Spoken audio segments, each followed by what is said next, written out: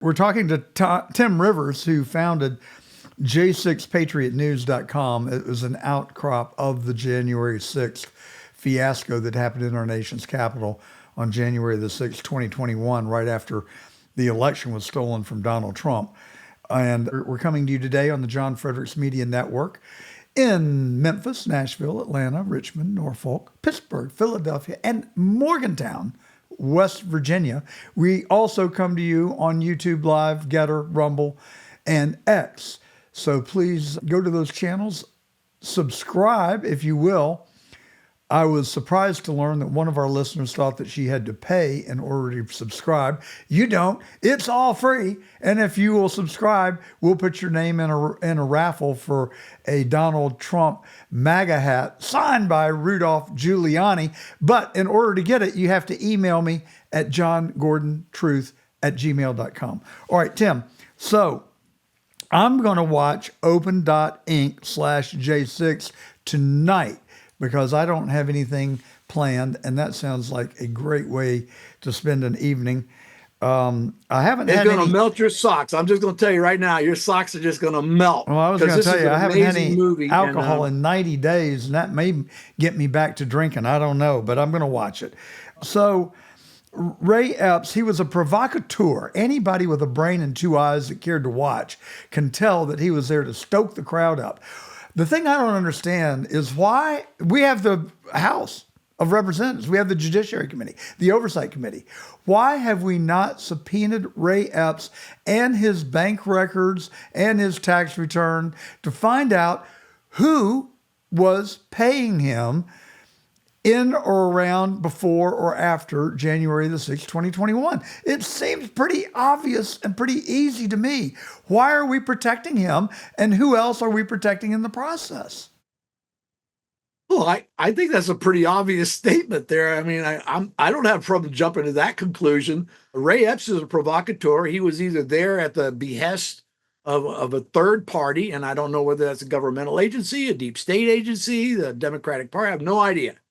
But he wasn't alone. There were Antifa and BLM on premise. We have video of Antifa people changing into Trump gear and changing out of Trump gear. I have testimonies from multiple J6ers who were escorted through the Senate tunnel on the way out of the building under arrest and found literally long lines of black bloc clothing inside the restricted tunnel. Where did that come from? How did they get? There are so many questions that will be answered when you finally rip back the curtain. And I think the J6 Unselect Committee should basically be found criminally negligent for what they've done, if not true obstruction of justice. I think. Oh, I don't. I disagree with same you. Way. I don't think there was any negligence. I don't think there's any excuse. I think it was a deliberate affront to our democratic process. I don't wish ill on other people, but when you do something that undermines the country in which we all live and are blessed to live here, and you do something as egregious as Liz Cheney and Adam Kinzinger and the other members of the J6 committee, it was a made-for-television hearing, and it was illegally constituted. Nancy Pelosi did not follow the rules of the House of Representatives. The minority leader was not allowed to put his people on the committee. It was an illegitimate committee to cover up and come up with this false narrative about an affront to our political process. If you can't tell, it makes me mad as hell. And I don't want retribution. I want accountability. I want people who have broken the law to pay for it. That's what I want. Right, real justice. And herein comes the quandary of the Pardon Project, right? Because many people think, well, there were some people in there who did bad stuff. Yes, actually, there are Antifa and BLM in jail for January 6th. Guess what? We're going to pardon them. Why? Because the entire thing was a setup. Anybody who was denied due process, anybody who was, by the way, in the D.C. court, when you go as a January 6er, you're not allowed to use the First Amendment as a defense. You're not allowed to use any of your constitutional protections in that court when you try to show exculpatory move or exculpatory evidence. And that in alone is just shows that, makes a sham of the statement over the Supreme Court building that says equal justice under law. And so all of this happens, these provocateurs, they all will pay, but they have to pay correctly, John. You have to charge them with real charges, not made up ones. You have to provide real evidence, not doctored videos. You have to do it right. Well, I'm all in favor of that. I mean, I believe in the rule of law, and I would certainly never encourage, and I'm not suggesting in any way that we do what the Democrats do and resort to lawfare. But what these people have done is a lie of mammoth proportion to the American people, and they have desecrated hundreds of lives and tarnished the image of another 700 people. Now, if people went there with the intent to do damage, to actually do violence, they should be held accountable. I've yet to find one person who went there with that. Please, for gosh sakes, go listen to my interviews with these people, because I always ask them the same question, John. Why did you go that day?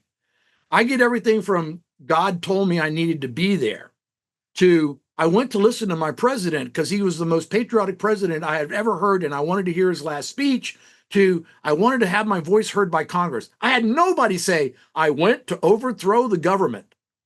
And if you did, you were pretty stupid to come with hats and flags. You should have brought guns and ammo. Yeah, exactly. How about Brandon Fellows? Are you familiar with him? Brandon's my buddy. He and I have communicated since he was in the DC gulag. He's free now. He and I do communicate. In fact, I just got a request from another individual, John, to have him give him a call through the grapevine here at Core Links. But some of these people are trying to regain their lives. It's very difficult.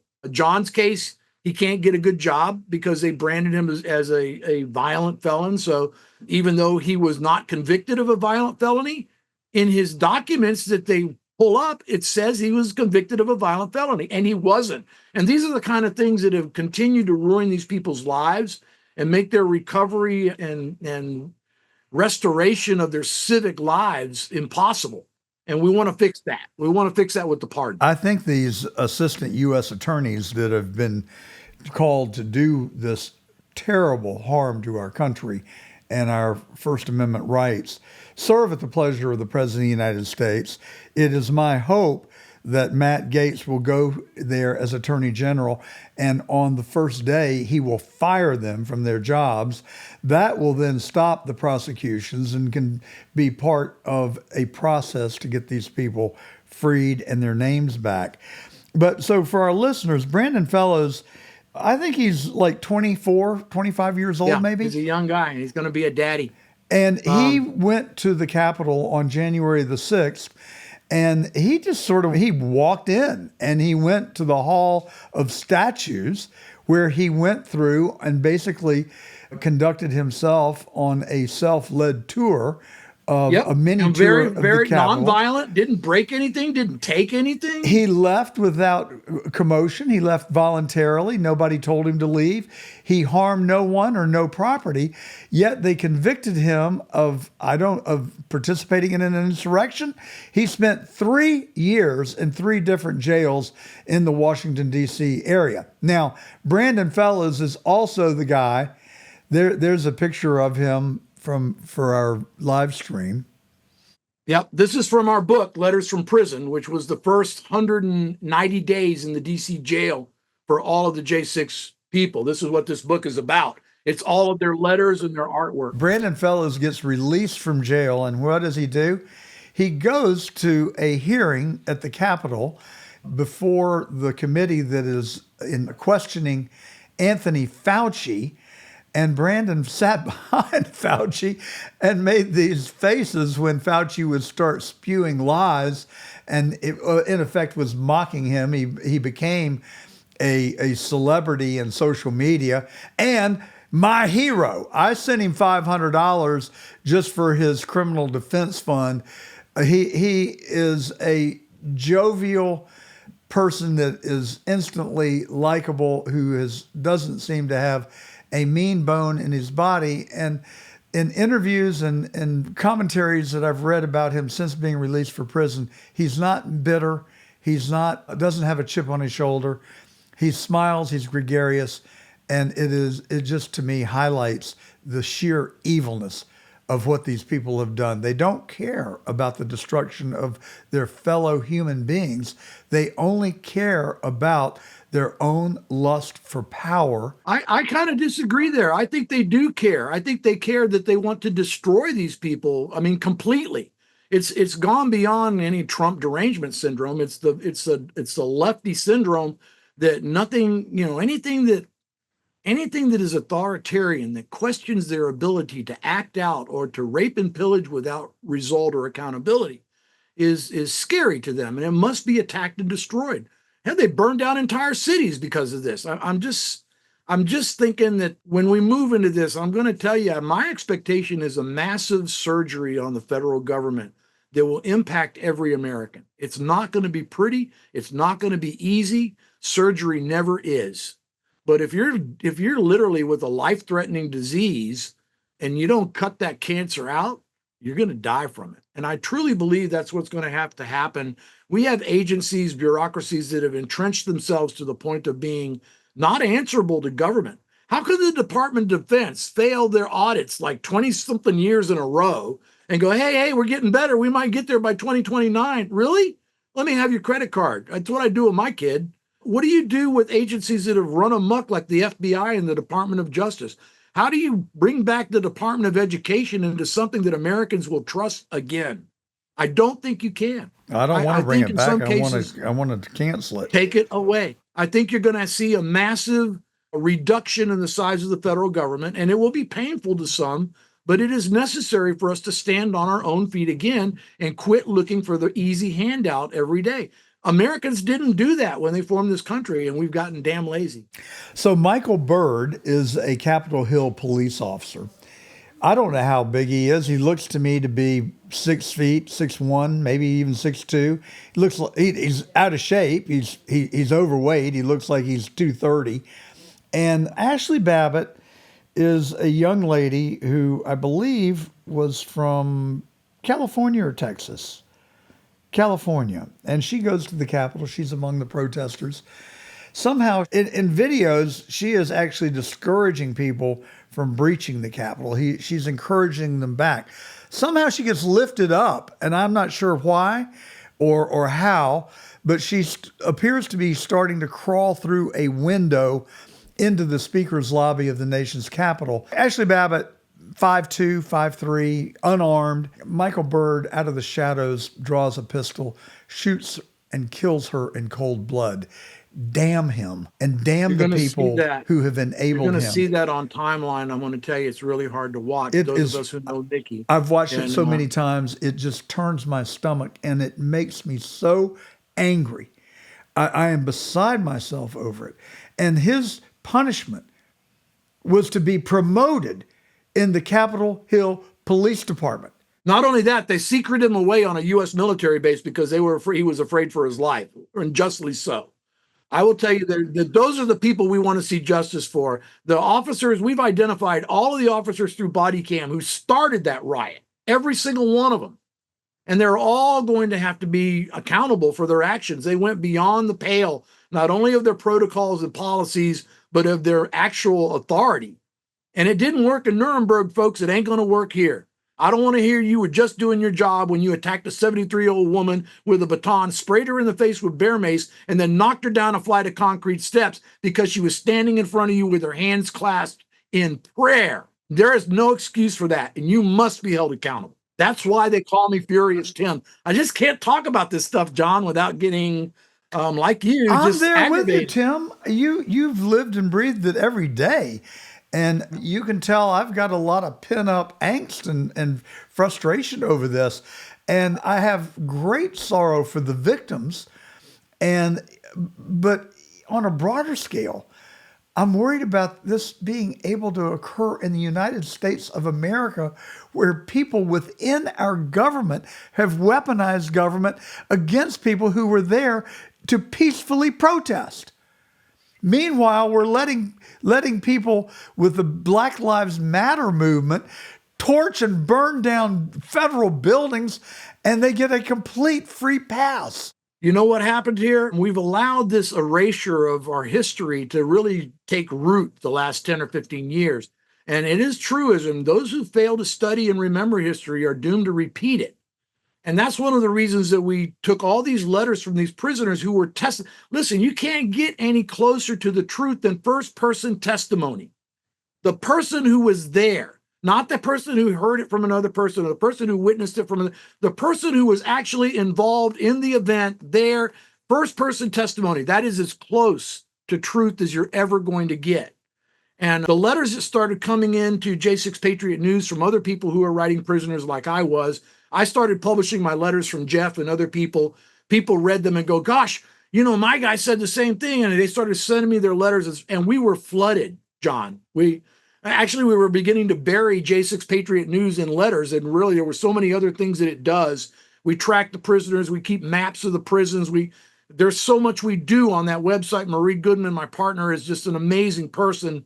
And the team of people that have come out to help us track these prisoners, get a hold of their families. And I mean, it's just an amazing group. But from that clutch of letters, people begin to say, you got to do more than just put them on Telegram. I mean, these things are these are dynamite. These people are telling you what really happened. They're describing what's going on in the court system, the corruption, the lies, the disturbing of the truth by these letters have to get out. And so we said, okay, fine. Marie and I got together and put 1 year's worth of letters together.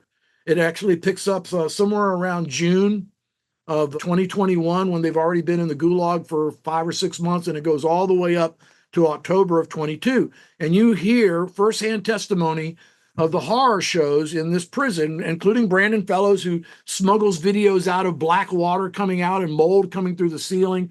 Their art and all their work is in here. Look at that beautiful picture of Trump. That picture was drawn by an individual who was denied art supplies. So he stored his coffee in his window till it turned to sludge.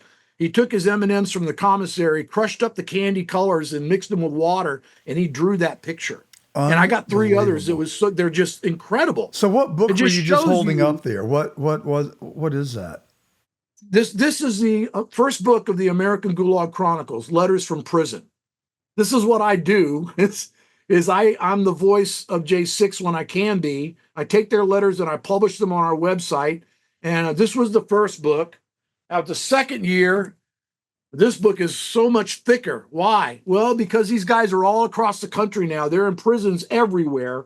This second book is called The Art of Confinement.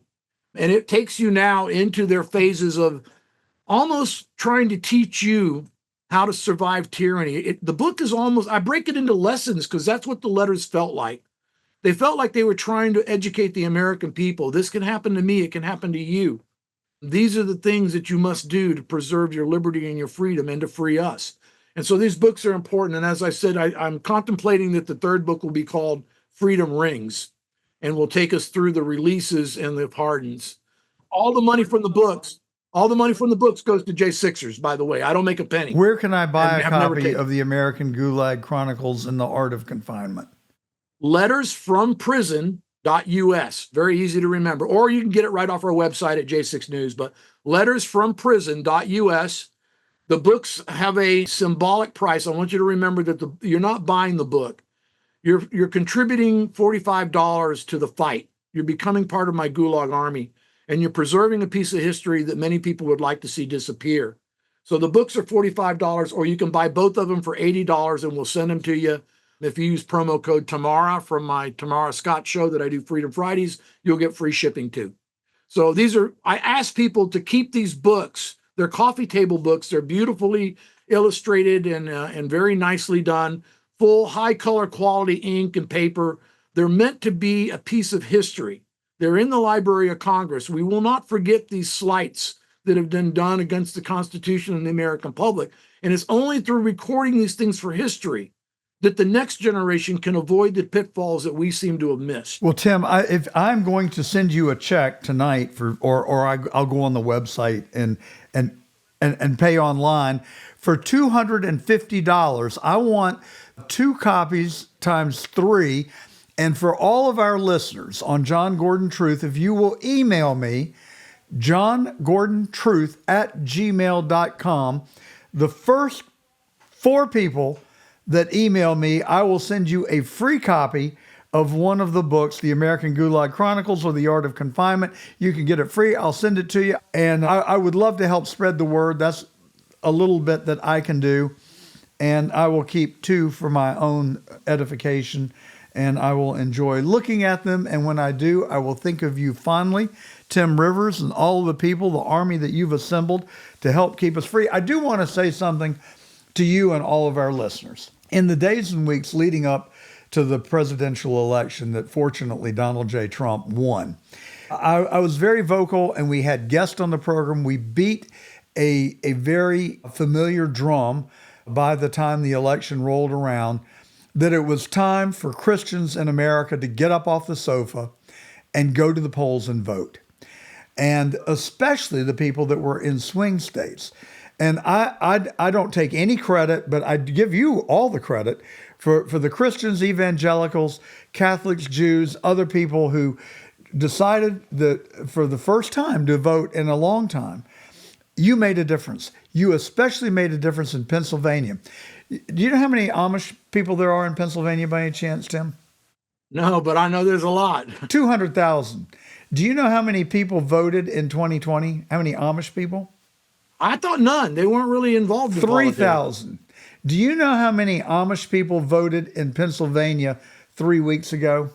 I bet it's overwhelming. 90,000, almost half the Amish population. Christians, Jews alike went to the polls. You saved our country. Now, I've got a warning for all of you.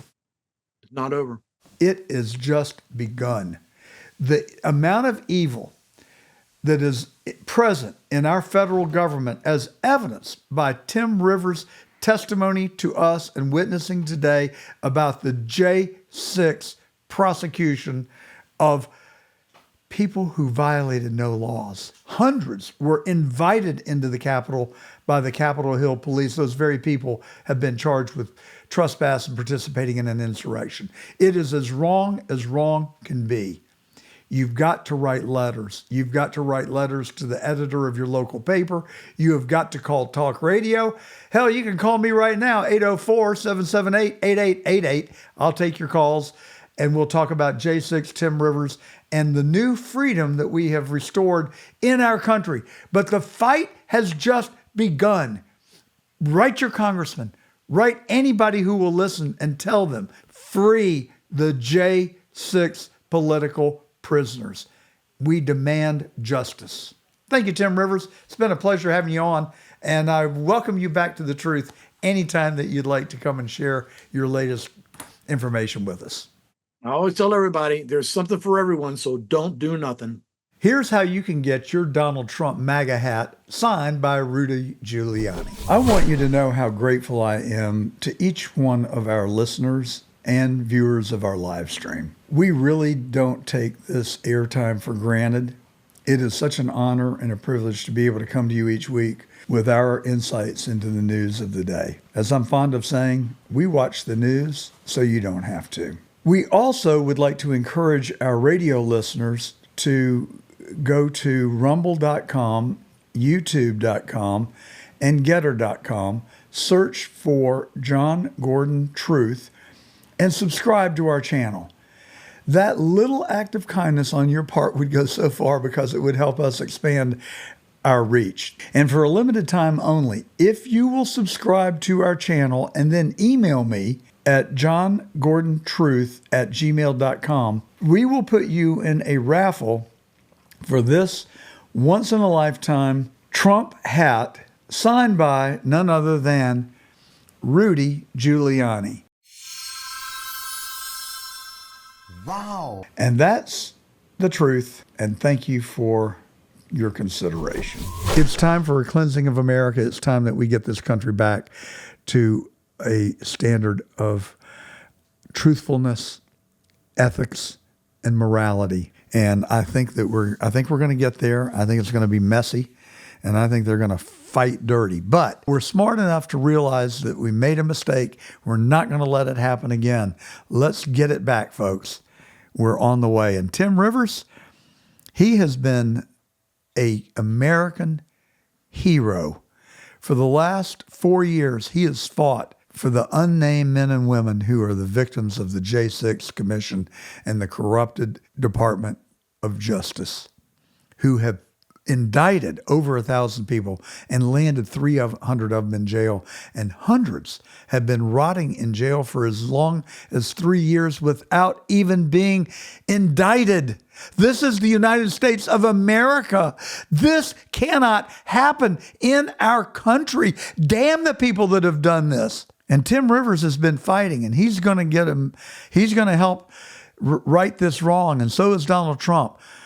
And as Tim is going to tell us, it's going to take work. And if you haven't subscribed to The Truth, you can do your civic duty and go there and do that right now on YouTube, Getter, Rumble, and X. Come join us. I'd be so grateful. And we'll keep bringing you good programming every Saturday.